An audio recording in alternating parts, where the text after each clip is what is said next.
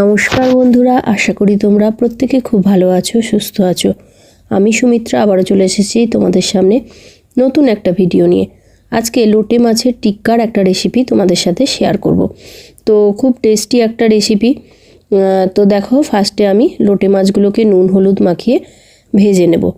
তো ভেজে নেওয়ার পর কি করব, কাঁটাগুলোকে কিন্তু আমি ফেলে দেব।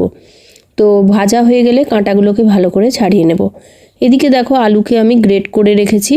আলু গ্রেট করার পর জলটা কিন্তু ফেলে দেব। এদিকে দেখো, মাছটা আমার ভাজা হয়ে গেছে, মাছের কাঁটাগুলোও কিন্তু আমি ফেলে দিয়েছি।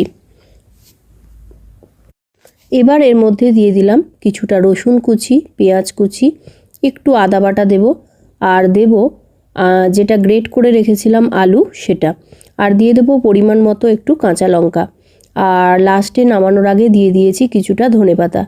এই সমস্ত উপকরণ একসঙ্গে দিয়ে কিন্তু ভালো করে শুকনো শুকনো করে কষিয়ে নিতে হবে।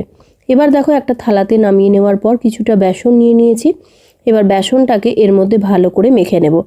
তারপর হাতে যেরকম টিক্কার আকার গড়ে বা বড়ার আকারে গড়ে সেরকম চ্যাপটা করে আমি হাতে একটা শেপ দিয়ে দেবো। তোমরা লম্বা চাইলে লম্বাও দিতে পারো, আমি গোল গোল করেই করেছি।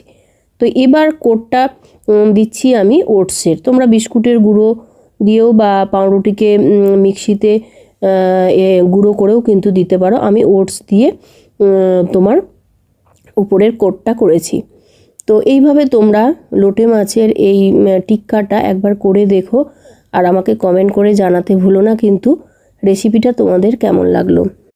সবগুলো টিক্কা দেখো আমার বানানো হয়ে গেছে, এবার ভাজার অপেক্ষায়।